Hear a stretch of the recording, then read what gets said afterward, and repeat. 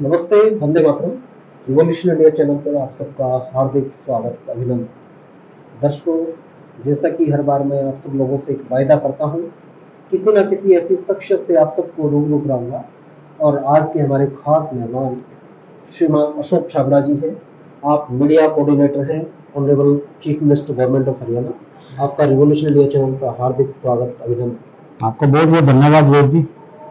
Sir, जो आपकी पत्रकारिता की यात्रा है, लंबा आपका अनुभव रहा है, उस अनुभव का फायदा सरकार ने भी उठाने का एक मन बनाया और उसी के निमित्त आपके अनुभव का फायदा उठाते हुए मुख्यमंत्री ने डिविजनल लेवल पे इस प्रकार से एक मीडिया कोऑर्डिनेटर का एक पद बनाया और उसे आपको उस पद पे नियुक्त किया गया।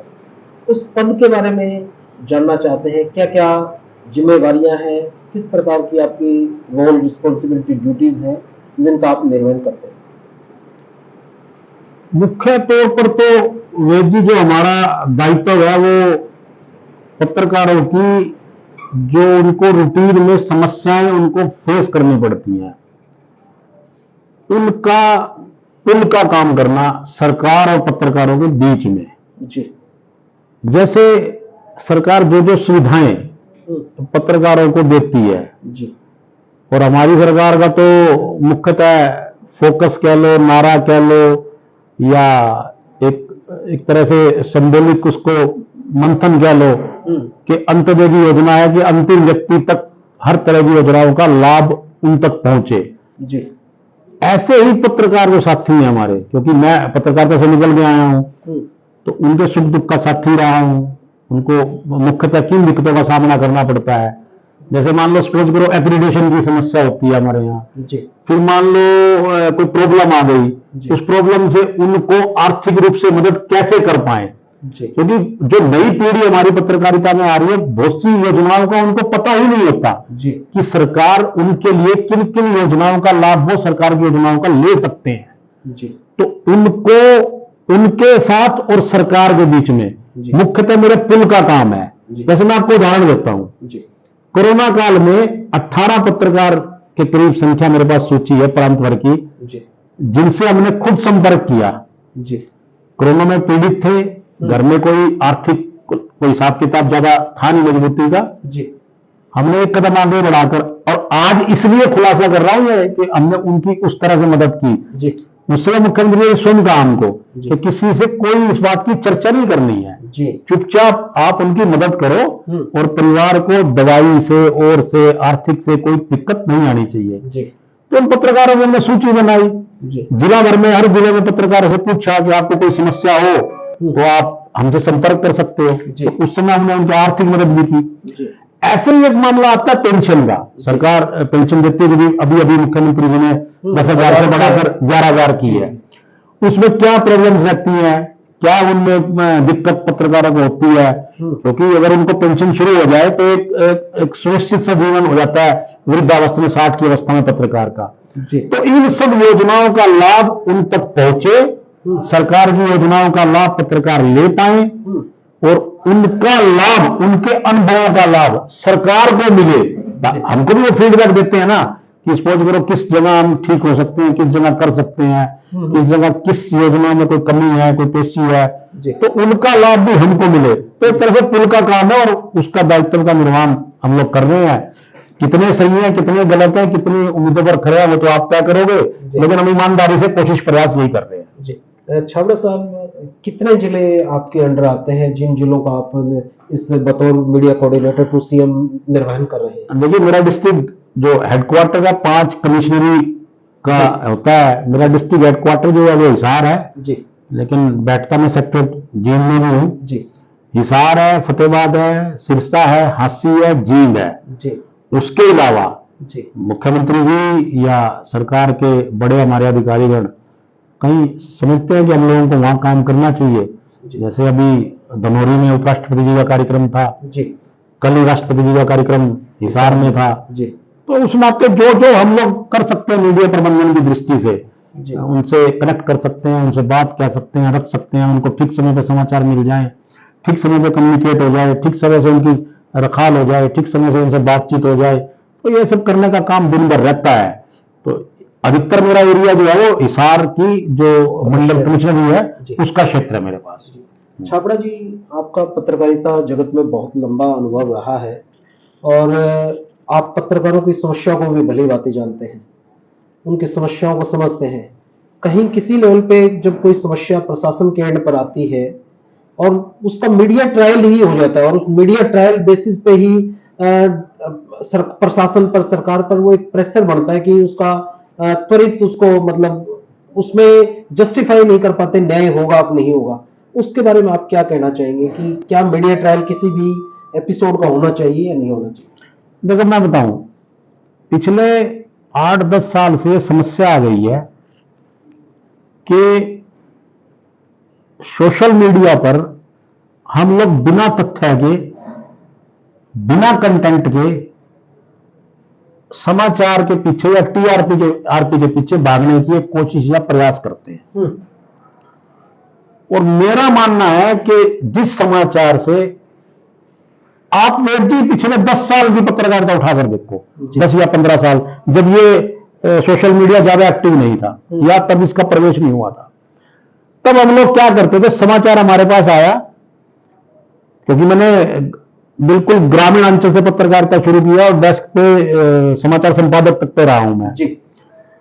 हम लोग कोशिश क्या करते थे कि जितने भी उस खबर में एंगल है उन सबका वर्जन लिया जाए जी, उस कंटेंट में उसको शामिल किया जाए, मतलब तथ्यात्मक तरीके से रिपोर्टिंग। कंटेंट बेस्ड के बिना पत्रकारिता का मेरा मानना है कि एक दफा तो आप कोई भी चर्चा करके टीआरपी बटोर सकते हो जी, लेकिन यदि आपके पास कंटेंट नहीं होगा, यदि आपके पास उसके आंकड़े नहीं होंगे और समाचार सार्थकता के साथ नहीं होगा, तो मेरा मानना है कि लंबे समय पत्रकारिता में जीवन नहीं रह सकता उसका जी।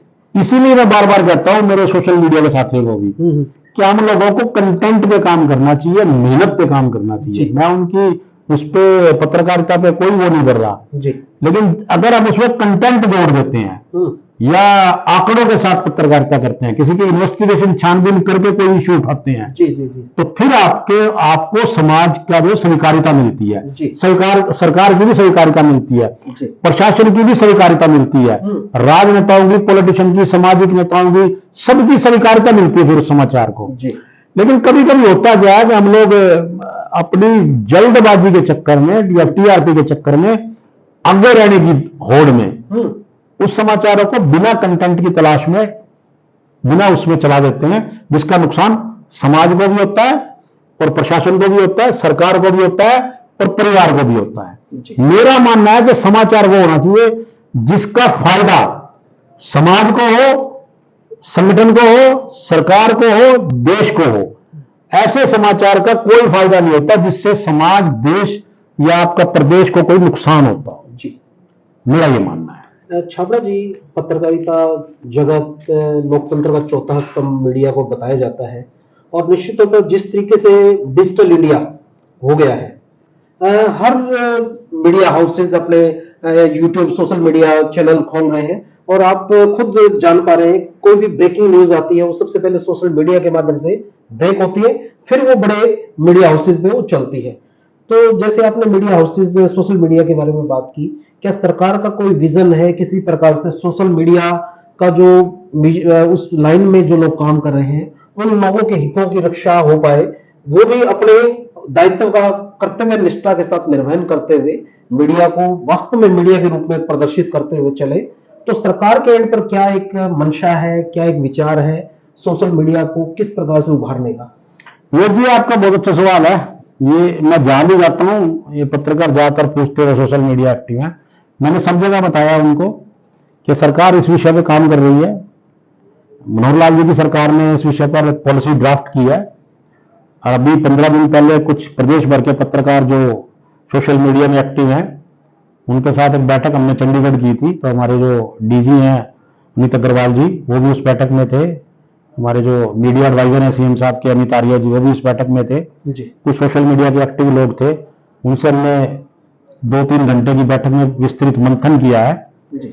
उस बैठक में हम लोग सोशल मीडिया के लिए, सोशल मीडिया के जितने भी आपके प्लेटफॉर्म्स हैं जी, सबके लिए एक पॉलिसी ला रहे हैं जी। उस पॉलिसी में दायरे में आने के बाद जो फायदा मेरे प्रिंट मीडिया के लोगों को मिल रहा है या इलेक्ट्रॉनिक मीडिया के साथियों को मिल रहा है, वही फायदा सोशल मीडिया के साथियों को भी मिले जी। ऐसा कोशिश और प्रयास हम लोग निरंतर कर रहे हैं। और आपको बड़ा अच्छा लगेगा ये सुनकर कि सरकार उसके अंतिम चरण में पहुंच गई है उस पॉलिसी के जी। उस पॉलिसी को हम जल्द ही सरकार ड्राफ्ट पूरा करके और वो पॉलिसी मुख्यमंत्री जी आपके बीच में लाएंगे और उसका लाभ निश्चित रूप से सोशल मीडिया प्लेटफॉर्म के सभी लोगों को होगा। छाबड़ा जी, जिस प्रकार से आपने बताया कि सरकार की मंशा बड़ी साफ और स्पष्ट है कि सोशल मीडिया के प्लेटफॉर्म पर काम करने वाले लोगों को भी आप पूरा मौका देंगे अपनी बात रखने का। मीडिया जगत में अशोक जी मुझे समझ में आता है पत्रकारिता, चाहे वो इलेक्ट्रॉनिक मीडिया है, प्रिंट मीडिया है या सोशल मीडिया है, हर एंड पे कहीं ना कहीं पत्रकारों का कोई ना कोई एक सेमिनार 1 डे 2 डे ऐसा आयोजित किया जाए ताकि हर परिप्रेक्ष्य में जो खबर, जैसे पॉस्को एक्ट है या कोई महिला उत्पीड़न का विषय है, उसमें किस प्रकार से पत्रकारों की क्या उनकी गरिमा है, क्या उनकी सीमा है, क्या उनकी मर्यादा है, उस मर्यादा में रहकर वो अपनी पत्रकारिता करे, तो उस विषय पर निरंतर पत्रकारों को अपडेट करने की आवश्यकता है।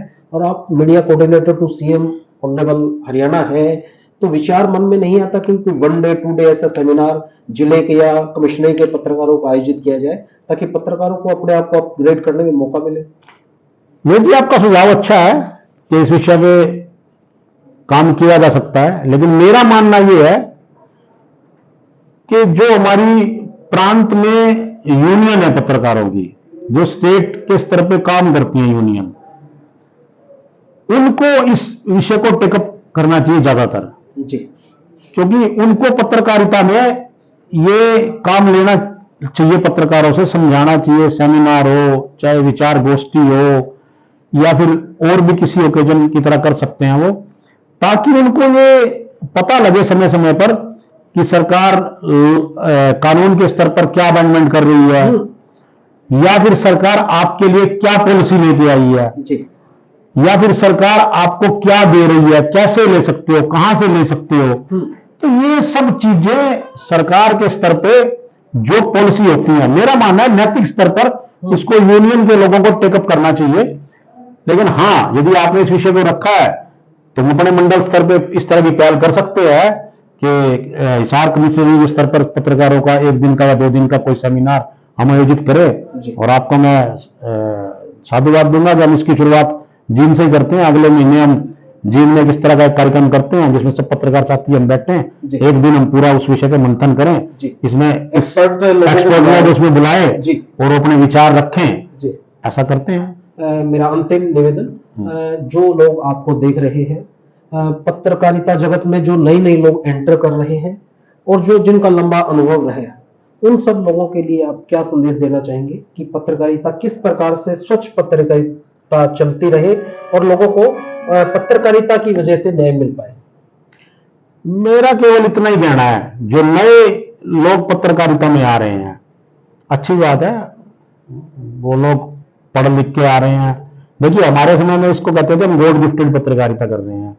उस समय इतना कोई ज्यादा पढ़ाई का नहीं था। आप देखो तो पुरानी पीढ़ी के पत्रकार जो है ना, वो ज्यादा पढ़े लिखे नहीं है, लेकिन पढ़े हुए बहुत हैं जी। लेकिन अब जो लोग आ रहे हैं वो पत्रकारिता में डिप्लोमा डिग्री तो लिए हुए आ रहे हैं जी। मेरा मानना यह है कि जब तक आप सकारात्मक सोच के साथ पत्रकारिता नहीं करेंगे, आप कंटेंट के साथ पत्रकारिता नहीं करेंगे, या इससे भी आगे बढ़कर कहूं मैं, आप खुद को उसकी पार्टी बनाकर छोड़ दें पत्रकारिता को। यह सोच के करें कि यह समाज हित में है, ये आपके प्रदेश के हित में है, ये आपके राष्ट्र के हित में है। उस पत्रकारिता को अगर आप रखेंगे, इस दृष्टिकोण से रखेंगे, तो वो पत्रकारिता आपकी निश्चित रूप से सुरोकार है, अच्छी है जी। दिक्कत क्या आ रही है हमको? दिक्कत यह आ रही है कि जैसे सोशल मीडिया में टीआरपी का झगड़ा है, पहले हम इलेक्ट्रॉनिक मीडिया में झगड़ा है, अभी भी मेरा मानना है, जैसे मुख्यमंत्री जी ने कल भी कहा चंडीगढ़ में कार्यक्रम में कि आज भी लोगों की क्रेडिबिलिटी जो है वो प्रिंट मीडिया के साथ ज्यादा है जी। उसका कारण क्या है? वो कहते हैं सुबह उठते ही चर्चा करेंगे आपस में, तो बुजुर्ग लोग कहेंगे कि फला अखबार में पढ़ा था मैंने कि उस अखबार में खबर थी। इट मीन्स वो उस अखबार की खबर को सही मान रहे हैं जी। मैं इसलिए कह रहा हूं, टीवी का युग आप देखिए, 10 साल में आज टीवी की क्रेडिबिलिटी कहां होगी जी। सोशल मीडिया ने उसका स्पेस ले लिया जी। अब सोशल मीडिया को भी अपनी क्रेडिबिलिटी खुद बना के रखनी होगी। वैसे मैं कह रहा हूं, बहुत से हरियाणा में ऐसे यूट्यूबर भी हैं जो सोशल मीडिया में काम कर रहे हैं, और मैं उनके कंटेंट का, चाहे मेरी सरकार की योजनाओं का विरोध भी करते होंगे भले ही वो, लेकिन अगर वो कंटेंट के साथ कर रहे हैं तो मैं उसको स्वीकारता के साथ अच्छे मन से स्वीकार करूंगा। अपनी योजनाओं को, अपनी पॉलिसी को ठीक करेंगे हम लोग। लेकिन दूसरा उसका पहलू क्या है, यदि आप अपने निजी स्वार्थ में जी, अपने व्यक्तिगत स्वार्थ में किसी खबर के आंकड़ों को तोड़ मरोड़ कर पेश कर रहे हो, जिससे समाज का, प्रदेश का, राष्ट्र का कोई हित नहीं हो रहा है, तो वो पत्रकारिता लंबे समय चलने वाली नहीं है। उसको आपकी जनता ही उसको अस्वीकार कर देती है।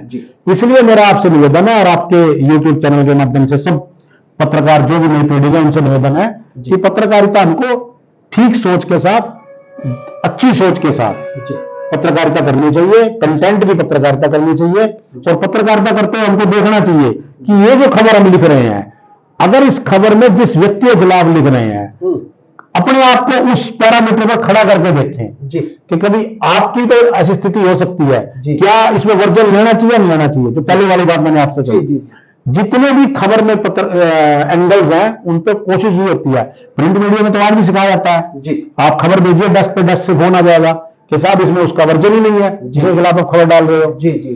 तो इसलिए मेरा मानना यह है कि पत्रकारिता वो सही है जो सकारात्मकता सोच के साथ हो, और आपके माध्यम से आपके ऑडियंस को भी मेरा यही कहना है कि सोशल मीडिया में जितने लोग काम करते हैं वो जिसमें समाज का, देश का, प्रदेश का भला हो, उस पत्रकारिता को आगे बढ़ाना चाहिए जी। आपका बहुत बहुत धन्यवाद, आपने कीमती समय दिया, और दर्शकों को इसी सोच और इसी विचार के साथ छोड़े चलता हूं। निश्चित तौर पर लोकतंत्र का चौथा स्तंभ पत्रकारिता जगत है, उसकी विश्वसनीयता को बनाए रखना सभी सोशल मीडिया के साथियों का, सभी प्रिंट और इलेक्ट्रॉनिक मीडिया के साथियों का नैतिक दायित्व है। देश हित में, प्रदेश हित में, जनहित में निरंतर कार्य करते रहिए। देखते रहिए रिवॉल्यूशन इंडिया। जय हिंद, जय भारत, वंदे मातरम।